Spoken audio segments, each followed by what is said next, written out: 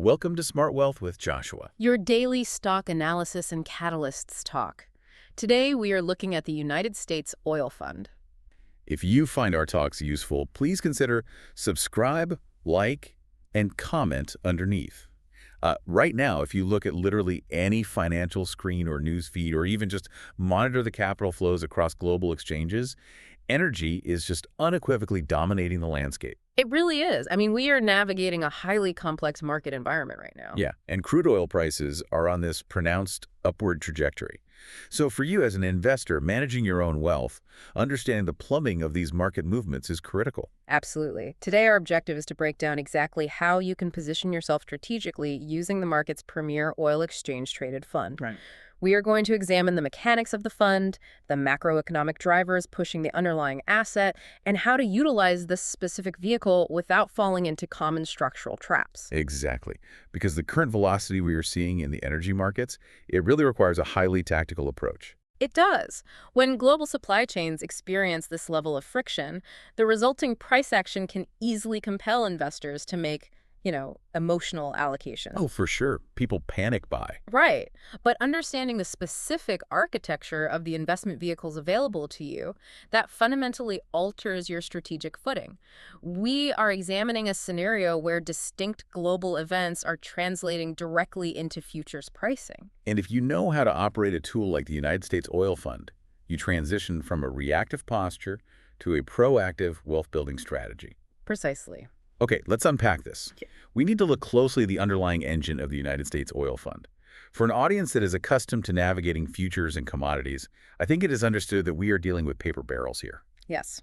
Not physical storage. We are not talking about physical barrels of oil sitting in a warehouse somewhere. Right. So what does the fund actually target? The fund specifically tracks the near-a-month NYMEX WTI crude contract. And rather than holding a single contract into perpetuity, the fund operates on a strict rollover schedule. Over a designated period of 5 days every single month, the fund systematically sells the near-month contracts that are approaching expiration. And then buys the next ones. Exactly. It initiates positions in the subsequent month's contracts. That mechanical 5-day rollover process is the primary operational mechanism that dictates the fund's correlation to spot prices. Which takes a lot of scale to pull off efficiently, right? A massive amount of scale. And that brings us to its formidable competitive moat. The fund launched back in 2006, granting it profound first-mover status in the commodity exchange-traded product space. Which is huge. It is. In modern financial markets, liquidity begets liquidity. Today, the fund manages $1.8 billion in total assets. Wow. That is a structural fortress right there. It really is. When an institutional investor or even a retail trader needs to move substantial capital in and out of the oil market without suffering severe bid-ask slippage, they require a highly liquid secondary market. So it is exceedingly difficult for any new competitor to capture market share from a $1.8 billion incumbent. Right, because the incumbent already provides the frictionless entry and exit points that professional traders demand. And their operational mandate is remarkably specific, isn't it? Very specific. The fund does not simply aim to vaguely follow the energy sector. Right. Its operational goal is to track the daily percentage changes of the near-month WTI benchmark within a margin of plus or minus 10% over any rolling 30-day period. So that is a tight tracking error allowance. Extremely tight. It requires highly disciplined portfolio management during those 5-day roll periods, especially in environments where the underlying commodity is experiencing heightened volatility. Here's where it gets really interesting, though. Because maintaining predictable tracking in a calm market is one thing.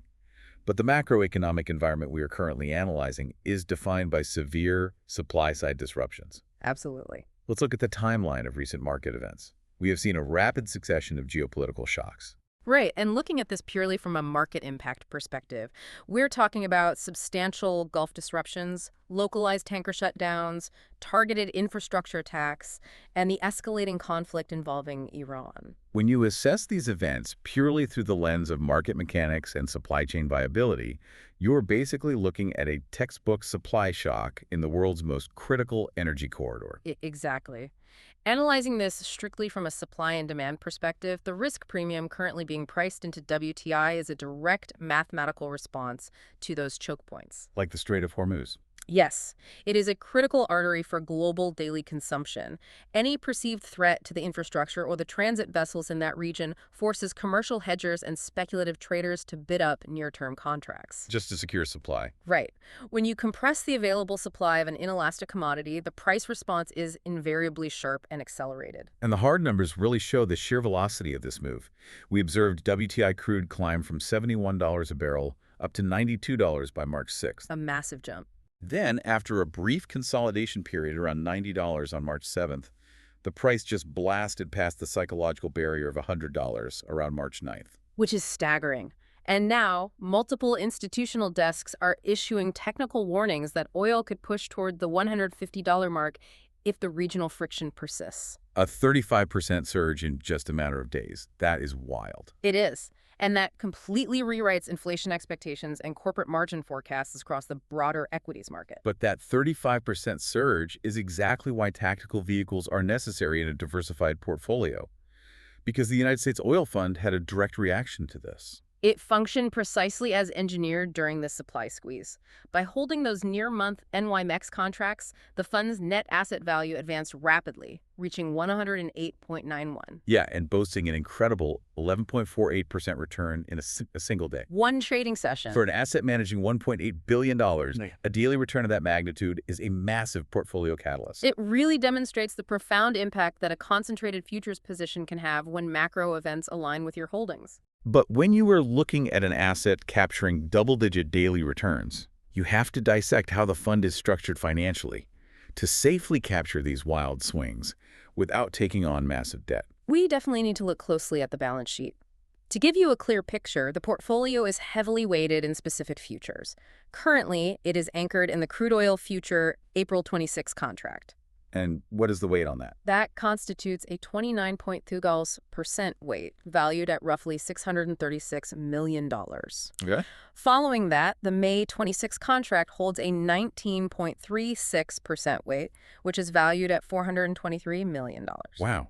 So that is a massive chunk of the portfolio right there. It is. But what's fascinating here is the sophisticated cash management system operating beneath those futures contracts. Because a common misconception with these derivative-based funds is that they rely on extensive external borrowing. Exactly. However, the United States Oil Fund is entirely debt-free. No margin at all. None. It does not utilize margin to amplify returns. Instead, the fund is fully collateralized by a strategic mix of cash, cash equivalents, and short-term U.S. government obligations. So they have the capital on hand to back every nominal dollar of their futures exposure. Every single dollar. And listing the specific collateral instruments adds a necessary layer of credibility to this analysis. When you examine the filings, their capital is not just sitting idle. Right. They have $490 million deployed in the Dreyfus Institutional Preferred Government Money Market Fund.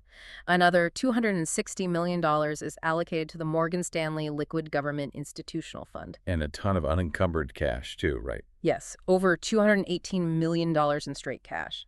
This is a highly defensive liquid collateral structure. It is an incredibly efficient capital allocation model. By parking that collateral in high-yield money market funds and short-maturity treasuries, the capital generates a consistent risk-free yield. Precisely.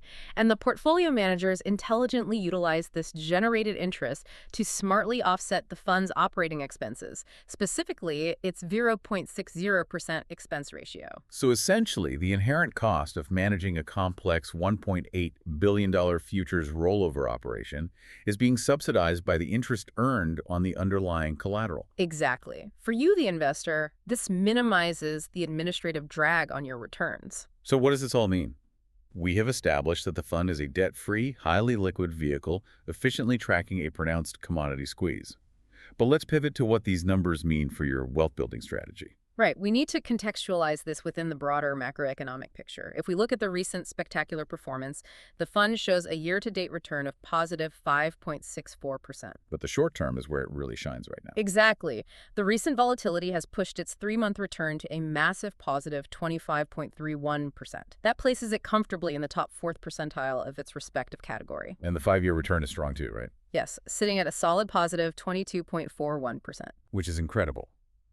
But connecting this to the macro environment, capital markets right now are pricing in the very real threat of stagflation. Yes, a challenging economic environment with decelerating growth and persistent inflation. The Producer Price Index, the PPI, is currently up 3.6% year over year. That represents rising wholesale costs that will inevitably compress corporate margins before being passed on to the consumer. And the relationship between the Producer Price Index and wealth management is crucial here. In volatile, inflationary markets or a stagflationary environment, traditional 60/40 portfolio allocations often struggle. Because both equities and long-duration bonds are vulnerable to rising input costs and higher interest rates. Right. But historical market data consistently indicates that during these specific cycles, the energy and defense sectors often lead the broader market. The companies and commodities situated at the very base of the global supply chain inherently capture the pricing power that downstream retailers lose. Making this exposure highly relevant right now. Extremely relevant. It functions as a structural hedge. Many institutional wealth managers view this type of allocation as a necessary defensive mechanism to protect purchasing power when fiat currencies are being devalued by inflation. But I have to play the role of the cautious friend here, because massive spikes often come with hidden risks. We absolutely have to present the bear case. Can you explain the structural risks for us? Of course. It is imperative to understand why a fund that can jump 25% in a single quarter is also carrying a 10-year return of negative 4.42%. That juxtaposition is wild. Rapid short-term appreciation against long-term capital depreciation. That is the defining characteristic of this asset, and it originates entirely from the mathematics of contango erosion. Contango. Yes. Because the fund is obligated to constantly roll futures contracts every month over that 5-day window, it can bleed value over long periods if future prices are higher than current spot prices. So contango is the fundamental concept you must master before allocating capital here. Absolutely. In a contango market, the price of a futures contract for delivery in the months ahead is higher than the current spot price. The futures curve slopes upward. Consequently, when the fund executes its mechanical role, it is systematically selling the expiring lower-priced contract and purchasing the subsequent higher-priced contract. Exactly. Mathematically, they're buying fewer contracts with the same amount of capital every single month. It creates a negative roll yield. So even if the spot price of WTI crude remains entirely flat over a 6-month period, the net asset value of the fund will slowly erode simply due to the frictional cost of continually paying a premium for the next month's exposure. Right. And the negative 4.42% return over a 10-year period provides a stark warning. The contango erosion acts as a persistent headwind that compounds over time. So you want to make it crystal clear to the listener that this is a tactical tool, not a buy and hold forever asset. Definitely not a long-term retirement account cornerstone. It is designed to capture specific market catalyst over a compressed time frame. And in addition to the mechanical drag of contango, there is the immediate geopolitical risk profile. Right. The current premium in the WTI price is heavily tethered to supply chain anxiety. If the issues in the Hormuz Strait or the Iran conflict de-escalate quickly, these massive price surges could unwind rapidly. The premium built into near-term contracts would evaporate. Exactly. Supply shocks are inherently transient. The moment the market perceives that regular transit operations can resume safely, the speculative capital that drove the price past $100 will exit the trade. But fortunately, the fund's high liquidity allows for quick tactical exits, right? Yes, that $1.8 billion liquidity profile becomes your primary risk management tool. Unlike illiquid physical assets or small-cap energy equities that might gap down with no buyers, the deep liquidity allows you to execute tight stop losses and exit your position the moment the macroeconomic data shifts. You are never locked in. If the thesis invalidates, you can pivot your capital back to cash or alternative sectors immediately. Let's consolidate the analysis and outline the final investment thesis. Taking into account the robust short-term momentum, the defensive collateral structure, and the structural risks of the futures curve, the current setup yields a 9 out of 10 bullish score within our framework. If we connect this to the bigger picture, optimizing this 9 out of 10 score relies entirely on identifying the correct operational horizon. Which would be? Given the realities of contango drag, the optimal strategic approach here is a swing trade spanning the next 1 to 3 months. That specific window allows you to capture the sustained geopolitical momentum and the inflationary tailwinds pushing WTI past the $100 per barrel threshold while systematically exiting the position before the cumulative effects of the contract roll yield begin to erode your principal. So the fund's first mover moat and pristine balance sheet ensure that your capital tracks the benchmark accurately during this volatile window. Yes, it fundamentally comes down to utilizing the correct financial architecture for the specific macroeconomic weather we are experiencing. You deploy this asset to hedge against near-term stagflation and geopolitical friction, and you exit when the environment normalizes. Before we conclude, I want to leave you with a final thought to consider as you analyze your broader portfolio.